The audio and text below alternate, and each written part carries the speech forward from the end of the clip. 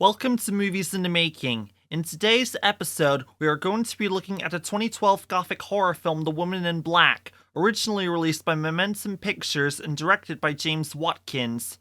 Here, we will dive deep into the story of the production of this film. The book by Susan Hill has been an acclaimed novel for generations, much so that it has inspired a stage play that has existed since the late 80s. So you had better believe there would be a feature film adaptation of the book and lots of things happening behind the camera during its production. So, sit back and enjoy the show. You are all in for a misty ride. In February 2010, Hammer Films, a British film studio dedicated mostly to horror, acquired the film rights to Susan Hill's best-selling horror novel The Woman in Black, a ghost story that had become a modern classic. The film adaptation was to be produced in collaboration with Talisman Films, with Jane Goldman writing the screenplay and James Watkins directing. Hammer Films' president and CEO, Simon Oakes, expressed excitement over the project, emphasizing the novel's iconic status within British horror. The film was said to be distributed worldwide by Exclusive Film Distribution, with producers including Simon Oakes and Richard Jackson as executive producers from Virgo Entertainment. The novel had already been adapted into a highly successful stage play, which has been running in London's West End for over 3 decades. Jane Goldman became the screenwriter for The Woman in Black after several failed attempts to adapt Hill's novel into a film. Having transitioned into screenwriting 5 years prior, Goldman was the only one to finally crack the challenge of translating the story into cinematic language. Known for her boldness, Goldman took creative liberties with the plot while maintaining the essence of Hill's work. Her approach to adapting the novel required a shift from the book's traditional narrative to one that could immerse the audience into the immediacy of the events, capturing the atmosphere of loss and desolation central to the story. Both Hill and Goldman worked closely together, with Hill appreciating Goldman's imaginative interpretation of the novel, acknowledging that a successful adaptation required changes while staying true to the spirit of the book. James Watkins became the director of the film after being drawn to the project due to its powerful emotional core and atmospheric horror. Having previously directed the contemporary horror film Eden Lake, Optimum releasing 2008, Watkins was interested in capturing both the chilling ghost story elements and the emotional depth of the narrative. He was very involved in refining Goldman's already strong screenplay, focusing on exploring themes of loss and grief, particularly the character of Arthur Kipps.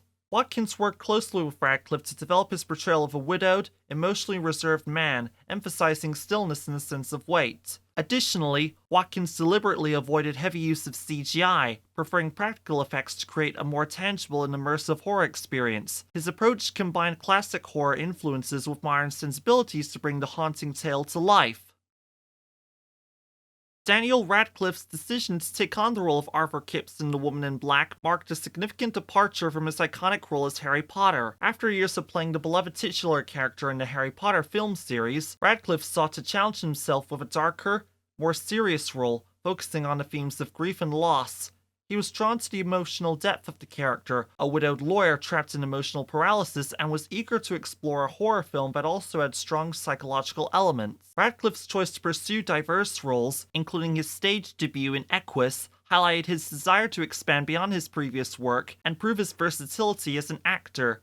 His involvement in The Woman in Black was a conscious decision. to take risks and further develop his career by stepping into a genre and character that allowed him to grow creatively. Radcliffe worked closely with Watkins when it came to portraying Kipps, a man affected by grief, aiming to strip away from his usual energetic personality and instead embody emotional paralysis and devastation. He also sought advice from friends who had experienced depression, learning about the physical and mental exhaustion it causes, which helped him understand Arthur's emotional state.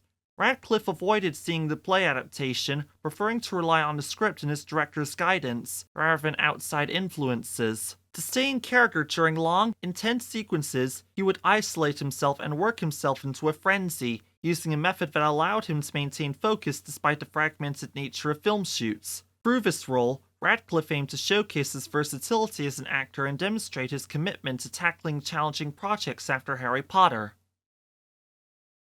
The titular villain is portrayed by Liz White in the film. The crew's experience with her included chilly moments when they first encountered the actress on set. This moment occurred during the filming of a particular scene at the train station, which took place in the dead of the night. The atmosphere was tense and the crew worked into the early hours of the morning, and when White, fully made up in the haunting costume, appeared for the first time, it left everyone on edge. This moment encapsulated the eerie power of the woman in black, which even made seasoned crew members feel the same terror the audience would later experience when watching the finished film.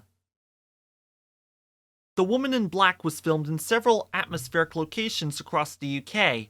The exterior shots of the eerie Eel Marsh house were filmed at Cotterstock Hall, near Oundle village in Northamptonshire, where the crew spent days dressing the house and adding weathered features, despite its well-maintained condition. The perilous Nine Lives Causeway leading to the house was portrayed by Osea Island in Essex, with its dark atmosphere and surrounding salt marshes providing the perfect setting. For the train scenes, the Colne Valley Railway in Essex and Mangaps Railway Museum in Burnham were used. For the train scenes, the Colne Valley Railway in Essex and Mangaps Railway Museum in Burnham were used. The fictional village of Criffin Gifford was represented by the remote Halton Gill in the Yorkshire Dales, chosen for its vintage developments and centuries-old buildings. Finally, Lawyer Marney Tower, a 16th century Tudor building in Essex, was used for the dramatic scenes, adding to the film's haunting atmosphere with its commanding views over the surrounding landscape. Location manager Chris Moore and Watkins chose these settings to enhance the eerie, isolated feel of the film. The exterior of Eel Marsh House was made to appear tall and foreboding, while the village was picked for its remote, almost otherworldly look, with Moore describing it as seeming dropped from the sky. Filming took place in various other locations, including Pinewood Studios and the Bluebell Railway. Creating a genuinely terrifying period ghost story like The Woman in Black relies heavily on attention to detail, particularly in capturing the right aesthetic. More emphasized than in a period horror film, the color palettes and the overall look are crucial. If the audience notices any anachronisms, the illusion of being in the period is shattered. The film's atmosphere is intentionally dark and haunting, with candlelight and mist enhancing the eerie tone. The production team used hundreds of original Victorian artifacts, such as taxidermy, creepy dolls, and family portraits, to heighten the unsettling mood. The film's color tones of grey and sepia, along with precise lighting and cinematography, contribute to its chilling atmosphere, and Watkins focused on in-camera effects to maintain a more natural and less CGI-dependent horror.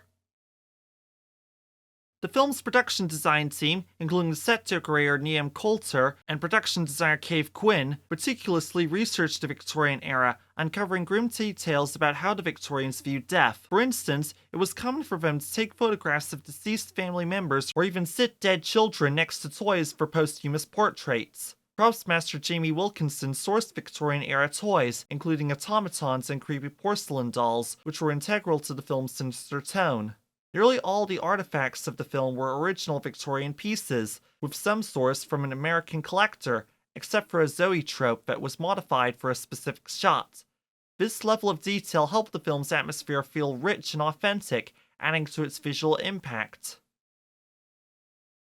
Marco Beltrami, a talented composer known for his work on films like Scream, Dimension Films 1996, and I, Robot, 20th Century Studios, 2004, was chosen to complete the score for The Woman in Black. His path to becoming a renowned film composer began with an internship under the guidance of Academy Award-winning composer Jerry Goldsmith at USC, which deeply influenced his approach to music. Beltrami is known for his minimalist style, a concept he learned from Goldsmith, focusing on simplicity and economy of the notes to convey the emotion and atmosphere.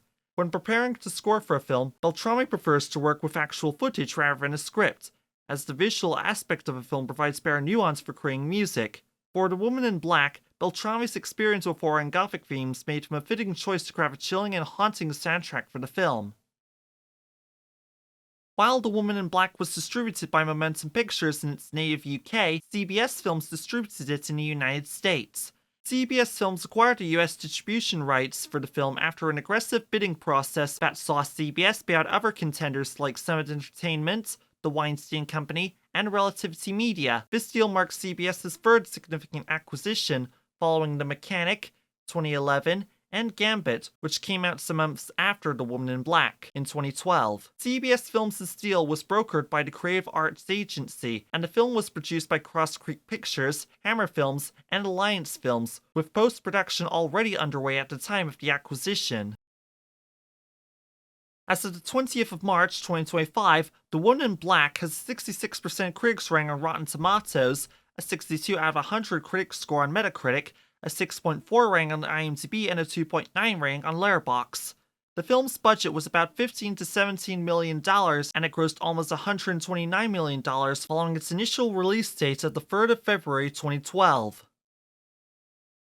The Woman in Black faced significant backlash in the UK after the British Board of Film Classification, BBFC, assigned it a 12A rating, which led to 120 complaints, the highest for any film of that year. The rating decision drew criticism for being too frightening for children, especially given its intense supernatural scenes. Despite BBFC's efforts to adjust, such as reducing sound levels and darkening certain shots, to achieve the 12A rating, many felt the film was inappropriate for younger viewers, which allows children under the age of 12 to watch the film under the strict condition that they have adult supervision, has often sparked controversy due to the wider audience it allows, leading to complaints from parents and others concerned about suitability for children. The film's rating and ensuing complaints highlight the ongoing debate over the appropriateness of the 12A certificate, which has previously sparked issues over other films, such as The Dark Knight, Warner Bros. 2008, and Black Swan, Searchlight Pictures 2010. And that wraps up our deep dive into the making of The Woman in Black.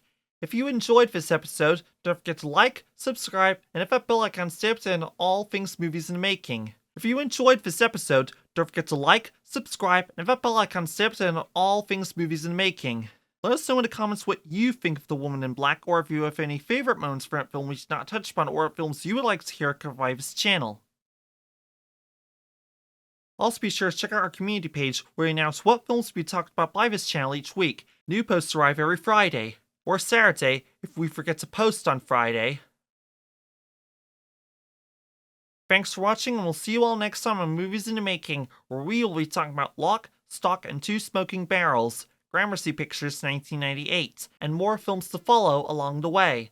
Tune in for more Movies in the Making as we uncover the stories behind cinema's most unforgettable films. This has been Jason Scotchmer, film enthusiast and passionate about the arts.